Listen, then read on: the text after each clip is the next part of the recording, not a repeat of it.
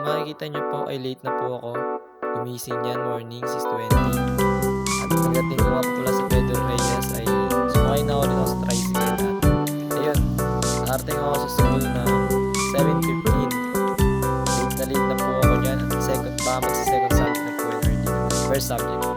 At ito na nga po 7:20 yung mga classmates ko dito. Ito po mga ginagawa namin. And yun nga po, morning na 8:20 second subject, nag-experiment po kami dito. Ito po ang aking kasama, partner sa science, si Marvin. And ayun, syempre hindi ako papatalo, susubukan ko din yan. Nag-halo-halo nga po pala ako dito. Megos na si Vincent. Kung curious po kayo, ito po talaga yung buhay ko. Araw-araw, syempre wala ibang ginawa kundi mag-aral lang. So ayun, may pa-transition pa nga nalalaman. And pa iba't ibang experiment ang ginagawa namin. Syempre try ko din. Ayun lang. Ito nga po afternoon 2:30. Asa commute lang po kami yan. Syempre kumari may sipon pero ayaw lang pakita yung mukha. And ayun nga po. Di lang po ako. Syempre marami po kami dyan. Ito po yung mga kasama ko.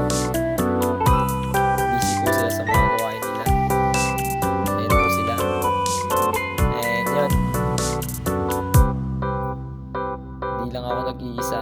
Marami din po mga kasama dyan. Busy po sila lahat. And yun nga po. Uwian na. Afternoon 3:20. Meeting. Kasama ko tong lalaking to. At tumakas pa nga po ang isa namin kasama. Punta daw sa banda. Ayun na nga po. Afternoon na po. Alas 4 late na po ako nakauwi.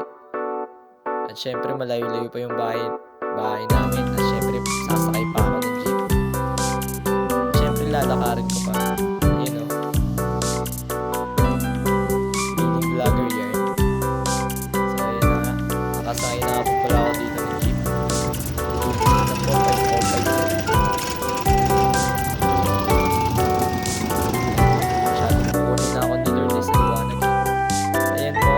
Naglakad na po ako niya pupunta sa amin sa division. Medyo magkagabi na nga po. Pero tuloy lang para lang sa grades. Ayan na po. Eto na nga. Nakarating ako sa bahay ng 9:59. 6. Gabi na. So, gabi na.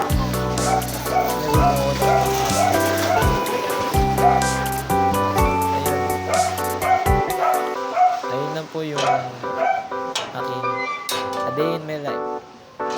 Thank you po. Bye-bye mga chiko.